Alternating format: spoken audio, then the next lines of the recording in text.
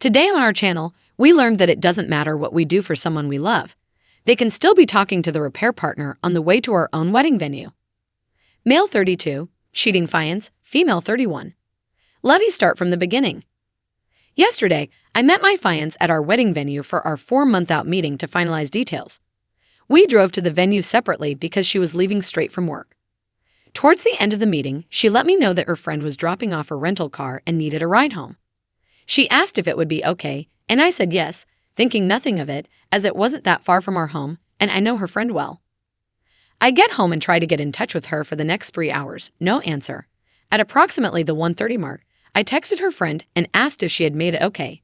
I was very worried. My fiance ends up coming home and says, "Sorry, it took longer than expected." She hung out with her friend for a bit before leaving.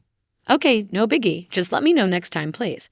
Her friend gets back to me a few minutes later and says, "Sorry, I couldn't make it to the venue. Didn't see your fiance tonight." I asked her why she would say this, and she said she didn't know. She can't control her friend says and walked outside. I'm sketched out AF by this point. I have never done this, but I looked at her phone records. Yes, I did, and don't regret it. I saw that when she went outside, she called her friend that had texted me right after she went outside. I also saw an hour-long call with a number I didn't know on the way to the venue. I asked her what rental place they went to and multiple other questions. She had quick answers, and they seemed legit. I thought maybe I'm crazy here. I need to chill and sleep on it. This morning, I asked her to please see the text from her friend asking her to pick her up, and I would apologize for questioning her the previous night. She said no. I said, "When I caught up to you yesterday on the way to the venue, I saw you were on the phone. Who was that?" She said, "Oh, that's the friend I picked up later on." That's when I knew for a fact she was lying. I said I looked at her phone records and knew that wasn't true. She then changed her story to say, "Oh, I needed to meet up with a coworker to discuss a patient." Who is the coworker, and why couldn't you discuss that over the phone? I need to show him the techniques in person. His name is Michael. Okay, I'm sketched out beyond belief at this point. We never lie to each other. I asked to see the text with Michael. She said she wouldn't let me see. I said, "Why not? If there's nothing to hide, are you having an affair? Do you not want to be together anymore?" She pauses and proceeds to tell me all the things that are wrong with me. I work too much. I don't spend enough time with her. Don't listen. I'm astonished at this point. All this is news to me. I put 2 and 2 together at this point. I know something sketchy is going on. I again asked to see the texts.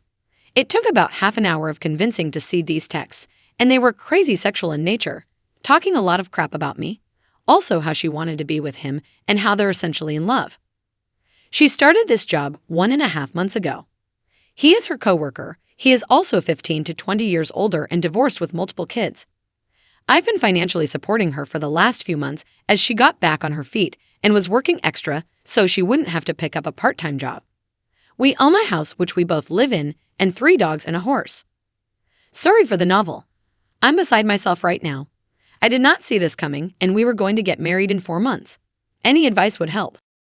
Update. As an update, I was finally able to sit down with her tonight and go over this again. She came in trying to blame me for what she did, trying to justify the cheating and lying as a direct result of my lack of communication and listening. She said she wouldn't have had to start talking to this guy if I had been listening better. I spent too much time in the office working and don't dedicate enough time to her. I tried to explain that I was putting in an extra hour to try and support her and the family financially while she was struggling, so she wouldn't have to get a part-time job. She said she would have rather gotten a part-time job, which makes no sense to me. She was under the impression that because this was short-lived, 1 week, she says, and they only made out once, that we could move past this. When I brought up the text where she was trashing me and talking sexual with him, she deflected hard and I got nowhere with that. I told her that I'm not the reason that this is happening. She went too far and should have communicated with me or thought about the implications first. That I can never trust her again, and this is all because of her actions. Whether she wants to try and justify this as my fault is up to her. At the end of this part, it got a bit calmer. I said, "Listen, we just really need to figure out the house we own jointly and the 3 dogs. We came to the conclusion that either I stay and buy her out or we sell and get new places. The dogs, one of us will get one, the other 2 to be determined." That's where this left off tonight, and we'll continue to keep you all posted on progress. Curious what you all would do about the house financially. I can support it alone, but it is nearly 3,000 square feet and 5 acres of land, which was bought solely to have her horse. She is taking the horse when she leaves and boarding it in a barn. Wow, OP, I'm so sorry. I can't fathom why she would be looking at wedding venues with you if she thinks there's so much wrong with you. I'm sorry she gaslit you like that and made it seem like it was all your fault. This absolutely isn't your fault.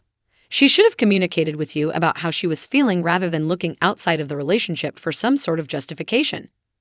If she wasn't happy in the relationship, she should have left and not taken it to the point of looking for venues with a fiancé she finds endless flaws in. Second update, day 3. I was able to sit down and have a 3-hour conversation with her tonight. We talked about our relationship and what led to what occurred. It started with her telling me what I did wrong in our relationship. Lack of communication, spending too much time working, and being on my phone. I don't disagree with any of these things. My mindset behind working so much was to support our family. I run an e-commerce business on the side, and I'm a one-man customer service center. Deals happen 24 hours a day, and I'm never not on the clock. I could have certainly been better about setting my phone aside and responding to people the next day. The lack of communication was on both ends, and a prime example of this is the fact that I was unaware she was unhappy with any of this. It was never communicated to me. She said she felt I would have gotten upset if she told me but never gave me the chance to work on it. I'm not a perfect person by any means, and many times I do or say things that are misinterpreted by her as rude. An example of this is a week or two ago when I was trying to help her with a budget and her financial problems to set up a plan to get her on track. Note, I work in the financial industry and do this for clients all the time. I mentioned that she owed me maybe $1,000, and she would get that back to me next paycheck. I said something like, I think it's a little bit more than that. Let's go through the transfers I have made to our joint account. It ended up being over $5,000. My purpose for doing this was not to make her feel bad, but to realize how much I've been contributing. She took this as me trying to humiliate her. I was just trying to help, and maybe my timing was off. She told me I have been too focused on money lately, but I was only trying to make sure we were going to be okay. We still had quite a bit to pay for the wedding, and my budgeting mentality was on overload, trying to make sure we had enough. The fact that she keeps trying to justify what she did by attributing this as a direct correlation to my flaws really bothers me. She keeps telling me that she is surprised I would throw away 7 years of a relationship like this. I keep having to remind her that I didn't throw it away. She did with her actions. She told me that I told too many people too quickly, and we could have resolved all of this between us. She also said that she wouldn't have had to talk with someone else if I was a better listener or communicator. I have finally determined the extent of the affair, which I actually believe, based on the text that I read. They began talking 1 or 2 weeks before via text. I don't know if they had met up before outside of work, but this time around, he had asked her to the park to play basketball and talk. She met up with him and ended up making out. I truly believe it didn't go further than this yet, but it would have in the near future, I'm sure. She says he is not her boyfriend. She also took off tonight, and I have no idea where she's at, assuming with him or a girlfriend. It is an awkward living situation, but I am hoping this resolves in the near term. I do think she wants me to get back with her and try to repair that. I think that the main issue was a lack of communication that manifested for a long time. We got into a routine, lived our boring, simple life, and meanwhile, this problem was never discussed and grew over time. She acted out instead of talking to me and also lied to my face, talked a lot of crap about me behind my back. She can be very sneaky, and I don't think I can fully trust her again. Obviously, this would be the easiest thing to do, but I don't think I would ever truly be happy. Understanding the root cause has helped me feel better. If nothing else, it will allow me to address my personality flaws, communication issues, and see things from another perspective.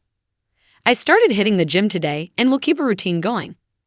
I also plan on picking back up and studying for my CFP designation.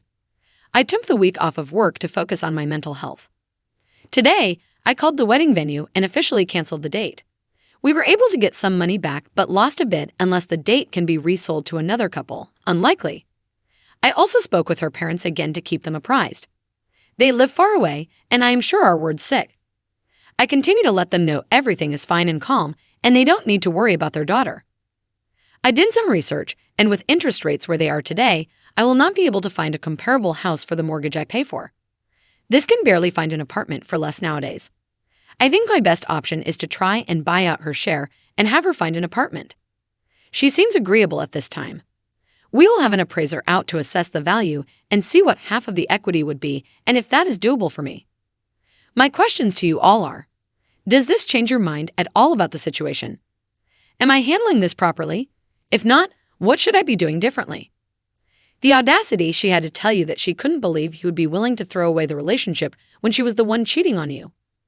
What the heck? From what she keeps saying, it seems like she's not willing to take responsibility for her actions. It sounds like she doesn't feel remorse for cheating on you with this guy.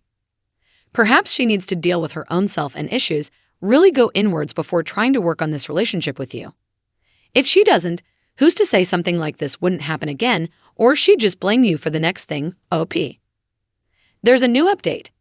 It's been nearly a month since this whole situation went down, and I owe you all an update. It's been a very busy, emotional, and eventful month. So I'm not going to lie. The few days after this happened to me, I was a pathetic mess, reveling to get back with this cheating POS. It's embarrassing to admit, but it happened, and it was all part of the process of moving on. While in this vulnerable state, I tried everything I could do things right to make things better. I was actually told that she had to make a decision, me or him, and she did the right thing choosing him. I think that's when I woke up and realized I had let my self-worth go down the drain, and I needed to take a step back and really focus on me and what was best for me. It is hard after 7 years of doing everything for someone else to focus on your own needs, but that's exactly what I've been doing since. I moved our joint savings accounts to my individual checking account. I did the math of what was owed to me and transferred half of the balance back to the joint account for her to take. I have been working out every day since this happened. It makes me feel good to not only improve how I look, but helps me continue to think clearly. I've gone suit shopping for a massage, hung out with friends and family. Not only was this relationship isolated of my friends and family, which should have been a huge red flag, but never did anything for myself. Buying clothes is just not something I would do. I was always worried about providing for my significant other and animals. I've been seeing a therapist for the first time in my life on a weekly basis. It helps me talk things out in my decision-making.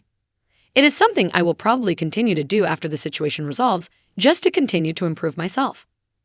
Now for the bigger items, I'm still living in the house with the ex. She is sleeping in the guest bedroom, and we're at a point where the only communication is, "Did you feed the dogs?" I think she is a terrible person, and no matter what I say, in her mind, this is my fault.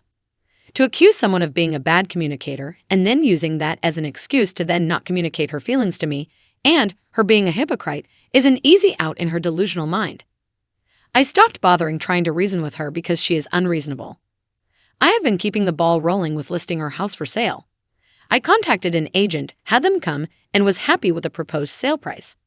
She then requests that I contact 2 other agents and get their opinions, one of which was recommended by her friend. Yes, I made all the calls, set up all the appointments, and met with these people. This is how the relationship always was, and even though it's not fair, I've been willing to do it all to get the hell out of here. After meeting with all 3, we ended up going with the first agent. Pictures were taken on Sunday, and the house was listed for sale Sunday night. Open house next Saturday, already getting a lot of attention on the real estate sites. She will be taking the horse to a barn somewhere, to be determined. I had a conversation about the dogs and offered to take one or none. She said she would take all 3 of them to keep them together. They're a happy bunch, and I don't want to fight over taking one if that will break them up. It also selfishly allows me to pursue a clean start. Unexpectedly, I met someone about a week ago that I've been spending quite a bit of time with. I have no false expectations here, but I'm enjoying hanging out with her. She's been through a similar situation in the past and has been helping me through this. It's really eye-opening speaking with a kind, thoughtful, and independent woman. It makes me realize what a narcissist my ex was, completely self-centered, dependent, and manipulative. I should have listened to the warnings from family and friends long ago. I definitely fell into the trap of being in a simple routine. I wasn't enjoying life. It was just an easy situation to be in, nice house, lots of land, great animals. Didn't want to rock the boat, so I just continued on. You don't really realize this until you take a step back and truly reflect. Some might say it was a wasted time, but I am really using this as a learning experience. I will not ignore red flags in the future. I will not fall into a simplicity trap. I will continue to maintain relationships with my friends and family. I just want to end this with a huge shout out to everyone on here that commented on my original post I posted on Reddit because I had no idea what to do. Those of you that took the time to try and help a complete stranger on Reddit are amazing. I read every single comment, and they all helped me get to where I am now. I'm looking forward to the next chapter of my life, wherever it takes me. Thank you all truly. And Mothro says, so relieved the fiancé picked the affair partner. This poor guy might have stayed trapped in that relationship forever if she hadn't. Old Ladies Die Hard chimes in, please, sir, can I have some more? I'm just thankful he found out before the wedding. Ex and affair partners deserve one another. She'll probably be back later, whining about what she's lost. Despite it all, it is nice to hear that you're moving on in your own way, OP. It's hard to see just how bad things are when we're in the thick of things. We often make excuses for just how bad things can get and then are blind to it all. I'm sorry this happened to you. Continue moving forward without expectations. You're going to be just fine. What are your thoughts? What would you have done in OP's position? Thank you for joining us today on our channel. Like and subscribe and hit that notification bell so you don't miss out on our next video. We'd hate for you to miss out. If you want to listen to more stories from me, check out our lounge where I feature a larger variety of non-gaming related stories. See you there.